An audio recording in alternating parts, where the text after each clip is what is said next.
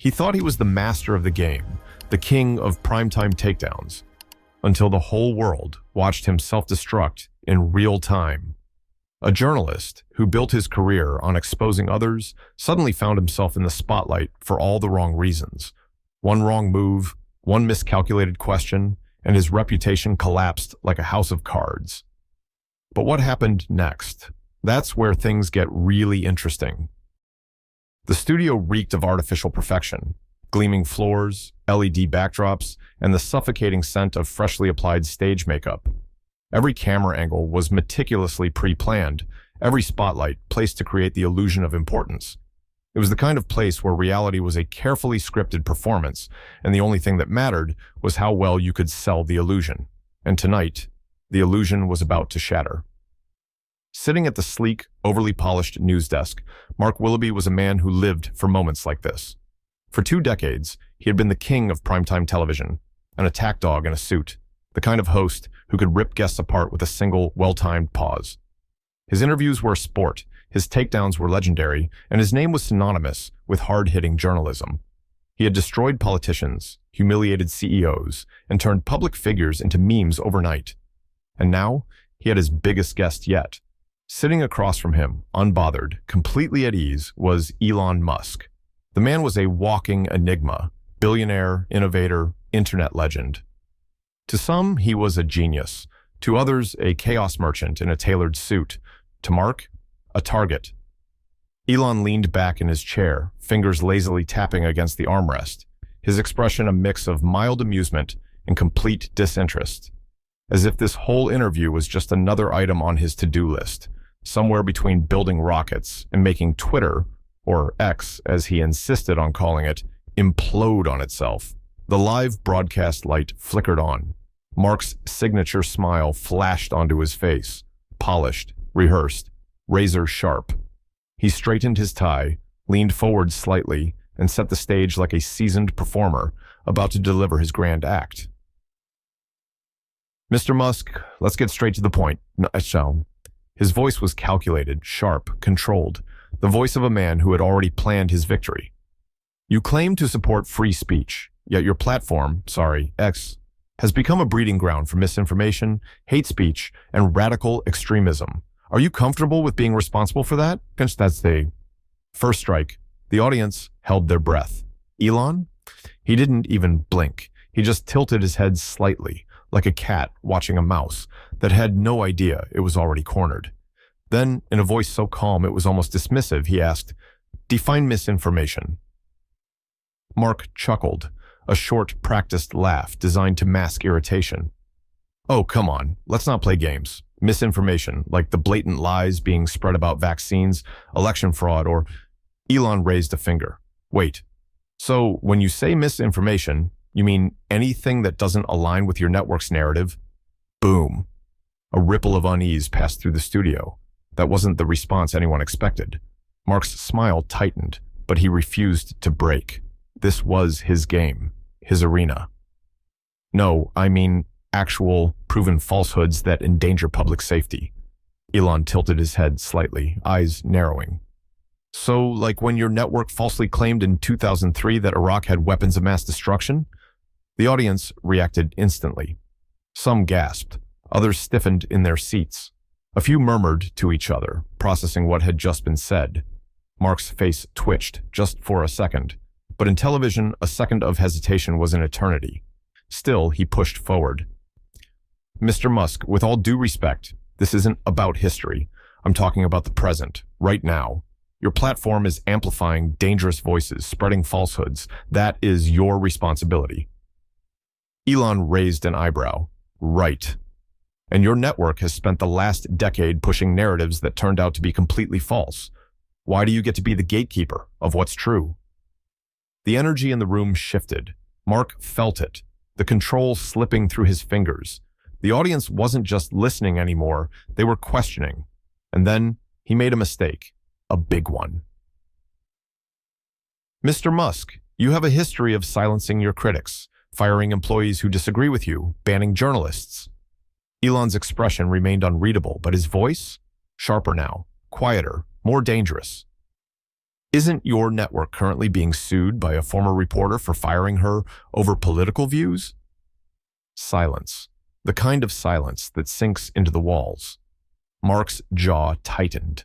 He was supposed to be the one delivering the knockout punches. So why did it feel like he was the one losing ground? He needed a final shot, a decisive strike. His voice dropped into full attack mode. Elon, let's be real. You want to be seen as a genius, a visionary. But the truth is, you're just a privileged billionaire with an ego problem. You inherited wealth, and now you play Tony Stark with your little space toys. The final insult. The last play. Or so he thought. Elon stared at him for a long second. Then slowly, deliberately, he leaned forward. And then he smiled. A calm, knowing smirk, the kind that signaled the end of a match before the referee even blew the whistle. Then, in a voice so casual, it almost sounded amused, he said, Mark, if I'm just a privileged billionaire, then what does that make you? A guy who makes his living reading off a teleprompter, written by interns? The studio exploded. Some gasped, some laughed outright. Others just stared in stunned silence. The producer's voice screamed in Mark's earpiece, cut to commercial, cut to commercial. But Mark, he just sat there, frozen, speechless, humiliated. Elon Musk had just turned the tables on live television. And the worst part, the internet was about to make sure no one ever forgot it. Mark Willoughby had spent his entire career building a name for himself, a ruthless interviewer, the kind of guy who could take down billionaires, politicians, and CEOs without breaking a sweat. But tonight, his own reputation was the one going up in flames. By the time the commercial break ended, Mark had managed to slap on his signature smirk, but there was no hiding the damage. The audience had seen it all, the hesitation, the cracks in his confidence, the way Elon Musk had effortlessly flipped the script on him. Mark had walked into that interview thinking he was holding the sword. Turns out, he was the one getting sliced. And outside that pristine, overpolished studio, the internet was already feasting on his career. Just the internet explosion. It took exactly 3 minutes after the segment aired for the first clip to hit social media. Within 10 minutes, Twitter, or X, as Elon kept reminding everyone, was in full meltdown mode. Within 30 minutes, Mark's name was trending worldwide. #MarkupMustHash. Elon ended primetime hash teleprompter news. And the memes? Brutal. Absolutely brutal. A screenshot of Mark's frozen face captioned, "When you realize the guest is better at your job than you are."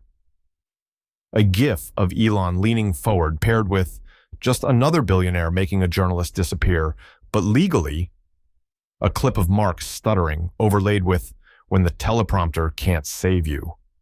The comments sections? An absolute circus. Bro really thought he was going to humble Elon. Now look at him. Elon just did a speed run on ending this man's career.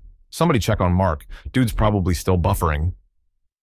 Meanwhile, inside the Primetime America headquarters, chaos had officially reached DEFCON 1. Mark's phone wouldn't stop vibrating. His inbox, a disaster zone. Fake sympathy emails from colleagues. "Tough break, man. You good?" Thinly veiled threats from executives. "We need to talk, urgently." And then, the worst one of all, a single email from the legal department. Subject, urgent, internal investigation. Mark's stomach dropped. The leaked emails. Mark sat in his dressing room, shirt collar undone, face pale, refreshing his phone like a man desperately hoping for good news. But there was no good news, only his worst nightmare, now plastered on every major news site. Primetime host caught plotting trap for Musk and leaked emails. His fingers shook as he clicked the article. And there it was, word for word, straight from his inbox. "We need to corner him, frame him as a dangerous propagandist, and, if possible, bait him into a meltdown. The goal is to discredit him completely." Mark felt his pulse in his ears. The article got worse. It exposed how the producers had coached him on which buzzwords to use. It revealed how they planned to cut Elon off at key moments. And the final blow? They had been planning to edit the final segment to make Elon look worse in post-production. But the interview had aired live. No edits, no damage control, no escape. Mark had lost control of the narrative. And now, the whole world knew. Damage control? Too late. The response from Primetime America came fast. A formal statement posted across all platforms. We do not condone biased journalism and take these revelations seriously. Internal discussions will be held immediately. Translation: they were about to throw Mark under the bus. The comment section exploded. Mark better start updating his resume. Y'all are only saying this because you got caught. Oh, now you care about journalistic integrity? Mark gritted his teeth, tossing his phone onto the dressing room table. He had spent years turning guests into viral failures. Now, he was the failure. And the worst part? This wasn't over. This was just the beginning. The next evening, Primetime America aired as scheduled. The intro music played, the graphics flashed across the screen, and the cameras panned over the pristine, hyper-professional set. But something was off. There was no Mark Willoughby, no smug introduction, no sharp, self-assured grin, no pre-scripted monologue about journalistic integrity or holding the powerful accountable. Instead, sitting stiffly in Mark's usual chair was Jim Callahan, the network's chief executive. And if there was one rule in television, it was this: when the CEO has to go on air, something catastrophic has happened. Jim's face was tight, his expression carefully neutral, too neutral. His suit was immaculate, his posture rigid. But his eyes? His eyes told the real story. He wasn't here to defend Mark. He was here to bury him. Jim adjusted his tie, cleared his throat, and delivered the kind of statement that had been drafted, edited, and approved by at least 6 lawyers before it ever made it to the teleprompter. We regret to inform our viewers that Mark Willoughby has been placed on indefinite leave following recent controversies. As a network, we hold ourselves to the highest ethical standards and take journalistic integrity very seriously. And just like that, Mark Willoughby ceased to exist. The network didn't offer a defense. They didn't argue the context. They didn't even say his name twice. They just wrote him off like a bad investment and moved on without hesitation.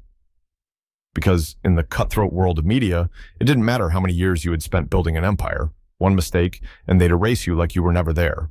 The segment lasted less than 20 seconds. And then, they moved on to the next news story, like Mark had never even been a part of the show. He was gone. Watching his own downfall in real time, Mark sat in his high-rise apartment alone.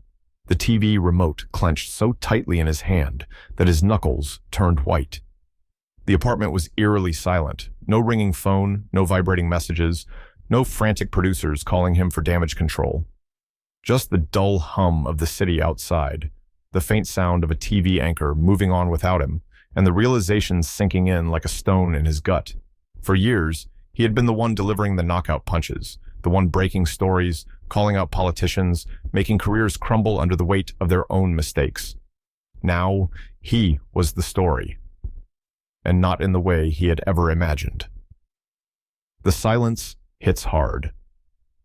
The moment Jim Callahan finished his short, merciless announcement, Mark's inbox flatlined. No emails, no calls, no damage control meetings, nothing. The executives who used to schedule meetings with him weeks in advance, gone. The producers who used to chase him down for his input, vanished. Even his so-called colleagues, the ones who had laughed at his jokes, clinked glasses with him at media parties and hyped him up as the best interviewer of his generation. Not a single one reached out. Not one. It was like he had been erased overnight. Social media moves on without him.